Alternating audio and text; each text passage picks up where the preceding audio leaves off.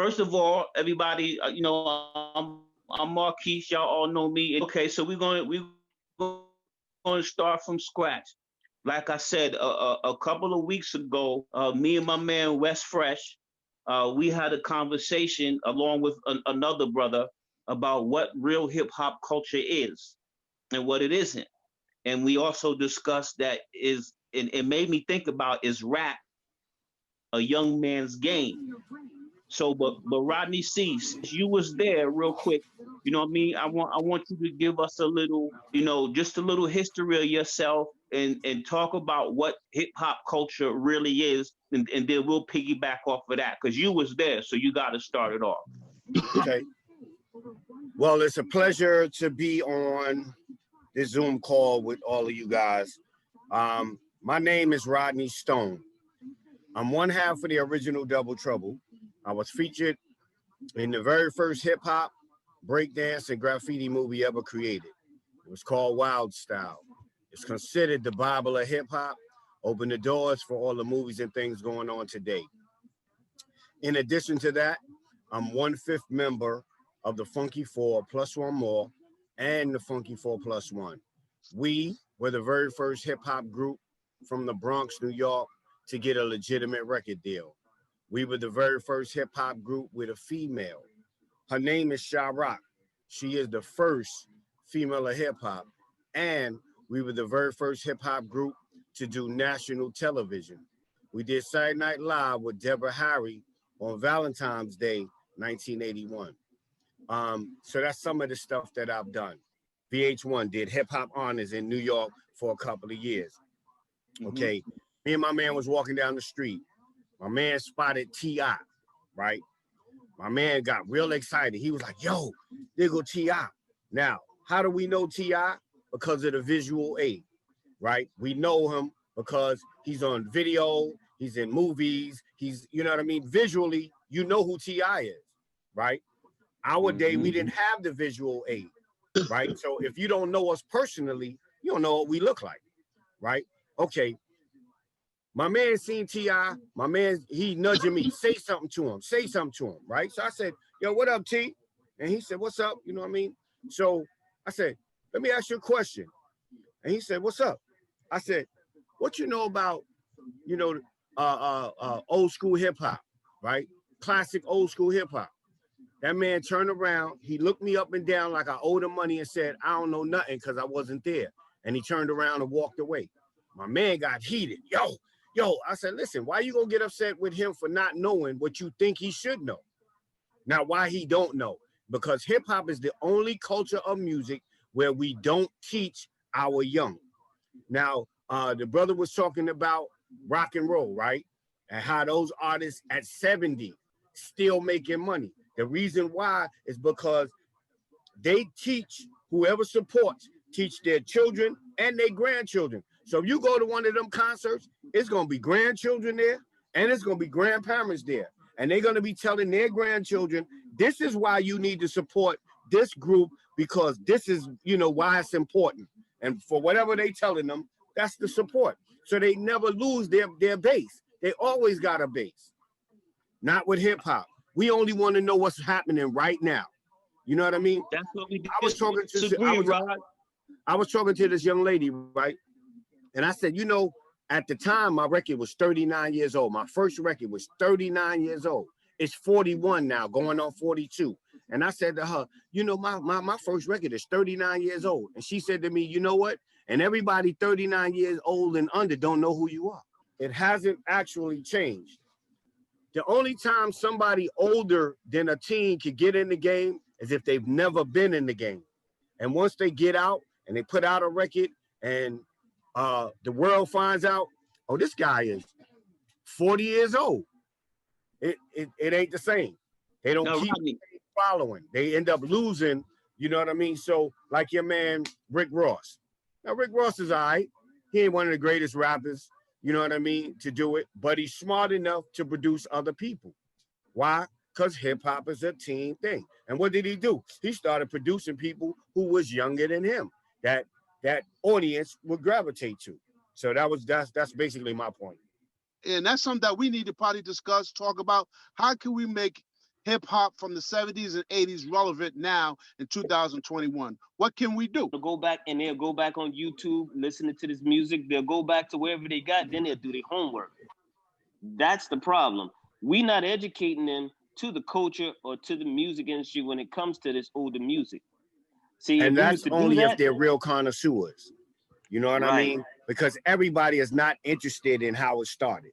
Everybody, you know, if you right now, you get money off this game, you ain't thinking about how, like I just told you, T.I. said I wasn't there. You know what I mean? And just walked away. He wasn't even trying to even have a dialogue with me. Some of the stuff is beyond our control, right? And that means, in other words, right now, the only thing that they putting out is stuff that is self-genocide. It's killing the people. Like that WAP song. That should never be out for anybody to listen to. It should be censored. It should, you know what I mean? Back in the day, they used to have censored on it, you know, and you'd be like, ooh, that's a record with dirty words on it and whatever. You don't have that. You don't have that now. Why? Because not only is the industry promoting that, they promoting it because it's killing our people, right? You put out any conscious music and all of that, it do all right. It don't do as well as that dirty stuff. You know what I mean? And that's what we gravitate to, right? Now, the funniest thing is, like, you get around some young people. Now, you might see a young family. Sister might be in her early mid-20s, right? And she got kids. But this the kind of stuff she listening to, so they hear it. You understand what I'm saying? So now, not only is she poisoning herself, she poisoning her children. Because her children is learning that. Now that her children have learned the words to that before they even learn how to spell their own name. Correct. You get what I'm saying? Let me ask you a question, bro. You muted Marquise. How do we make it relevant then? You know, how do we teach these young brothers and sisters and to give them a tutorial on what hip hop's about, old school hip hop? What do we do? How do you do it? Well, what do you have to do is not only teach your children, but you got to teach their friends. So when they around you, you got to scoop them, right? Because each one teach one. That's a fact. Rodney, the biggest thing right now, and Matthew asked the question of how we to do this, we got to do like these young kids do. We got to take over the internet, somebody that's internet savvy, a young kid, grab them and do these type of interviews. Like right now, Fat Joe doing these interviews, and he's doing artists from the mid 80s up to the 2000s. Right. So we need to take somebody who's a journalist, not even journalist, that does the same thing. It could be an older artist, and take these older artists to educate them. Fat Joe should not only be doing mid 80s up, he should be doing the whole culture. The whole hip hop culture. But that's what I'm saying. So how is he supposed to know? But that has a lot to do with DJs as well. So now DJs are not playing the classics, and of course you're not gonna know them. I tip my hat to LL. You know what I mean, for that Rock the Bells thing, because I get checks now. You know what I mean? Because he playing Funky 4 tracks. You know what I mean? And I'm getting checks from that now. You know what I mean? But that's one station. You understand what I'm saying? I don't know the DJs who's playing it. You know what I mean? But it's getting played. Right? Now, this whole thing is exposure. Right? As much as you expose. Who is the most exposed artist right now? Are you going back to the music business again? Yeah, that's all we got. Because if we listen, anything that's where we disagree. Anything before the music business, people don't know about. Unless you our age. But who cares what people? But who cares? Who cares what they know? Listen. Marquise, I created a job synonymous for other people, and I can't get one. That's crazy. I created a job for other people, and I can't get one. And ain't none of the people that I helped to create a job for is even looking saying, yo, Rodney C should get a check. You know what I mean? Even if he don't get a job, he should get a check. Can I ask you a question? How you doing, Rodney C? Can I ask you a question, brother? Yes, you can. All right. How many people you made happy with the gift that God gave you? You know what? Millions. Listen, I'm sure it's a lot of people, right? Okay. I got a text message from a gentleman, right, who wanted to thank me for all the smiles that I made him have and for making his heart smile. So if I can get paid for that job, yeah, of course I'm still doing it because I love doing it. Because for the culture, correct? Right. So right now I'm working on an EP, and it's 4 songs that I've always wanted to do, and I wanted to do them as Double Trouble, but my partner KK, he don't want to do hip hop no more. So I done rewrote these joints, and I'm in the studio doing them, right? And it's not for the money, because listen, ain't nobody gonna put them out and distribute them and none of that. Let me make you laugh. Funk Master Flex got this little competition on Facebook, right? And it's submit a song, you know what I mean? And I sent the get paid track, right? Okay. All it boils down to is send me $30. Send me $30 and I'm gonna play it for a couple of people. They're gonna give you some feedback, right? So my response is, I ain't sending you a nickel. You know what I mean? Not for something I started. Ain't no way in the world I'm gonna pay you to promote me. I'm not doing that. I said, now imagine me saying to you, Flex, I need you to come and do this party for me, but you gotta pay me. Do it make sense? Of course not, right? But every day I get a response from him about him lowering the price. So it went from $30 to $20, $20 to $15, $15 to $10. I'm not giving you a nickel. Do you know how many people giving you a nickel because I'm a hip hop legend and pioneer. I helped to give birth to what you do now. Why would I pay you for your platform? You should want to do that for me because I helped you get a job. Can I ask you a question? Does he know who you are?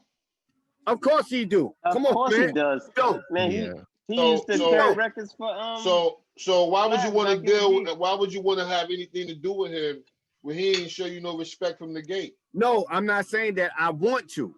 What I'm saying is he keeps sending me, $30, $20, $15. Nigga, I'm not giving you a nickel. Funk Master Flex, Hot 97, they all do it. It's the same playlist scam. Send me $30, I'll add you to this playlist. Right. And then it's like, well, they realized like he essentially it sucks, but he almost got like priced out of the culture.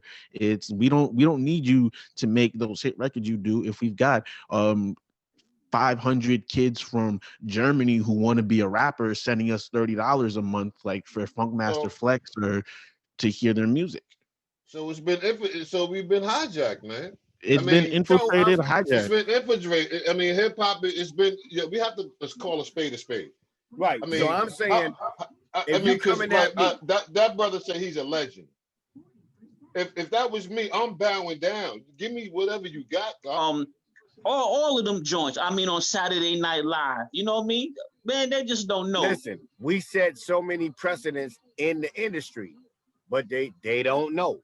Now, I would have thought, like right now, the Furious 5, they got inducted into the Hall of Fame, the Rock and Roll Hall of Fame. That should be us too. Not only that, they get ready to be inducted into something else, right? That should be us too. Right? Like the Grammys or something, right? Yeah. I seen that. So now, the reason why they're being inducted is because they got hit records. We're not being inducted because we don't have hit records. Now, the reason why we don't have hit records is because of the record companies. Most people don't realize Wild Style originally was going to be a documentary on the Funky Four. There wouldn't have been no Wild Style the way it is. It would have been a documentary on the Funky Four. Sylvia Robinson didn't want us to do the documentary because it would have taking the cover off the lie that she had told the world. And the lie she told the world was she gave birth to hip hop, that she gave birth to rap music, right? So she created a group. They the Milli Vanilli of the rap industry. Y'all know who that is, right? She put them guys together, right? Yep. Most people don't even know how that even happened. Nah, I don't know who that is. Who? Sugarhill gang, man. Sugarhill gang. Okay. Sugarhill gang. I'm just trying to be clear. You know, I want to be clear because so now, I want to know. Now that we talking about it, I'm gonna tell you the story. This is why we doing this knowledge. Okay. This is why we doing it. Hi, Sylvia Auntie. Robinson. Listen, Sylvia Robinson went to a birthday party for one of her nieces. The birthday party was held in Harlem World. Lovebug Starsky was the DJ. God bless the dead. He was DJing at the party. Lovebug Starsky is from that disco era. And in that disco era, the DJ rapped and played the music at the same time, right? That's what that disco era, right? We separated when you get to hip hop.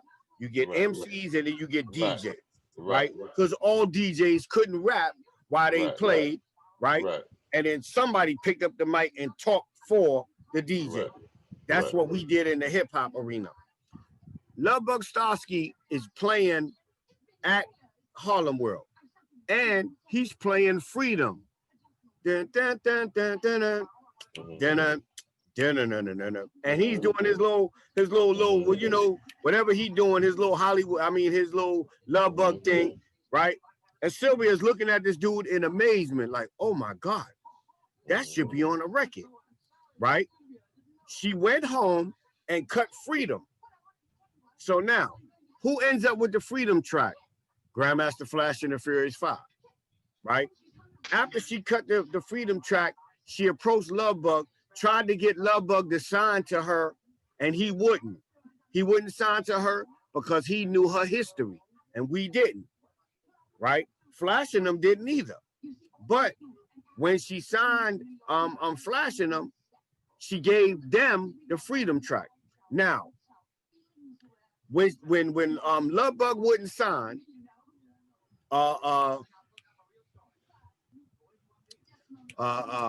what's the track that they used for Sugarhill's record? Good Times? Good Times. Good Times is the hottest thing on the radio. Good Times. These are the good times. Big record, big disco record, right? Okay. Sylvia Robinson loved pizza. Sylvia Robinson went into the local pizza shop, right? Big Bank Hank is working in the pizza shop making pizzas.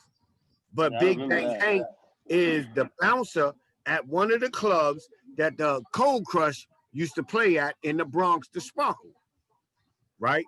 He in there reciting Kaz's rhymes, right? Because our cassette tapes was our records.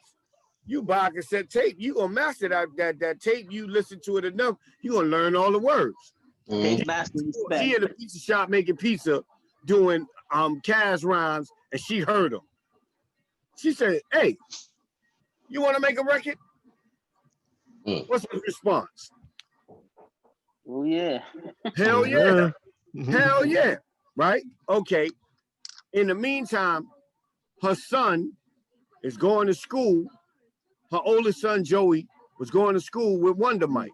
They in the same class. Wonder Mike in there doing his little disco rhymes. Joey run home, mommy, I got a friend who can rhyme. Take Joey to the house. Take Mike to the house, and he pretty much auditioned for her.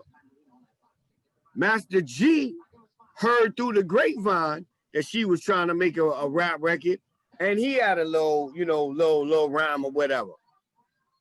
Master G used to work out, so he had a nice little tight physique and all that. She liked that. So now she got a dilemma. She only want one person on the record because that's what she heard. She heard Lovebug by himself, but she couldn't pick between the three of them. So she said, well, we're going to go in and I'm going to cut this record on all three of y'all. Milli Vanilli. This is how that record comes about. This record had to be first. And the reason why I say it had to be first, because it was the ABCs of hip hop. It was the nursery rhymes of hip hop. Flash, the Funky, Cold Crush, Fantax, we light years ahead of them. Because we've been doing it 4, 5, 6 years already. So our rhymes ain't on that little popcorn peanut nonsense that they was doing. Have you ever went over a friend's house to eat and the food no good? Macaroni soggy, the peas all mush, and the chicken tastes like wood. We way past that. We not doing none of that. But the world wouldn't have been ready for a Furious 5. Italian, Caucasian, Japanese, Spanish, Indian, Negro, Vietnamese. World wouldn't have been ready for that. Melly Mel would have been too much for the world to handle. So we needed that little popcorn thing to open the door. Unfortunately, fortunately, they opened the door, right? Unfortunately, it wasn't one of us, right? So, because this is her brainchild, she wants the world to believe she is the queen of hip hop. She gave birth to this. She don't want the world to know the truth. Okay, now, we are approached by Charlie Ahern and Fab Five Freddy to do a documentary on, the Funky. Why? Because we're their introduction to hip hop, right? Somehow they find out about us. They come to the Valley. We doing the Valley uptown, and it had an amphitheater. That's why at the end of Wild Style, the Valley, Spring Valley. No, the Valley up on in Baychester. Okay. That's a different Valley, Bob. Right. So I had to say it. I had to say it. We performing on this amphitheater, and Charlie says, I want to do a documentary on y'all. We're like, all right, but we're in the middle of making the transition from Enjoy Records to Sugarhill Records.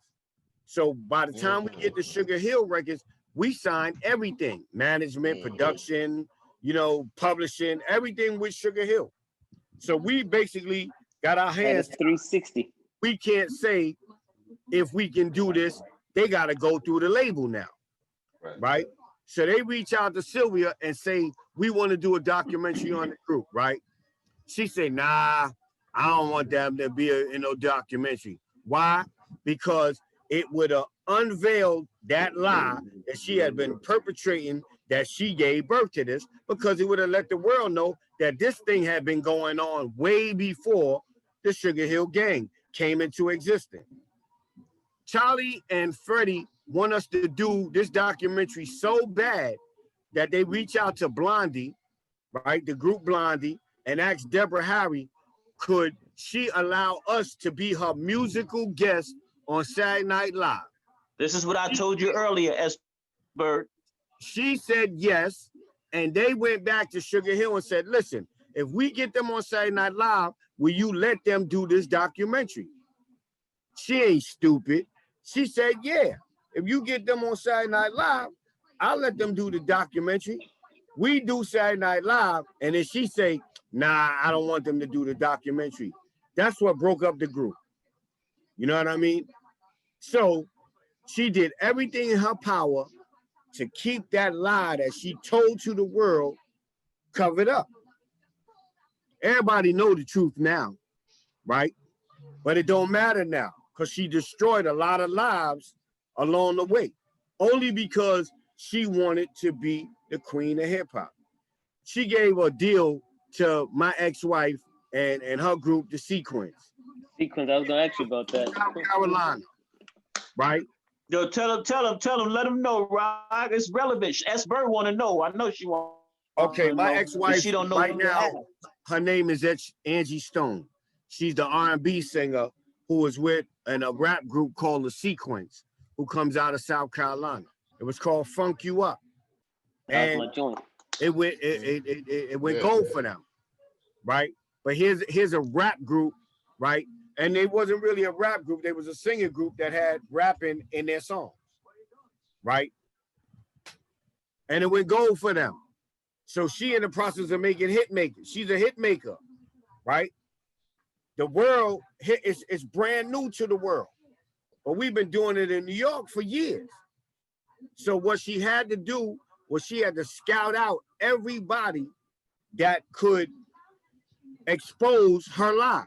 She signed everybody. She signed the Furious. She signed the Funky.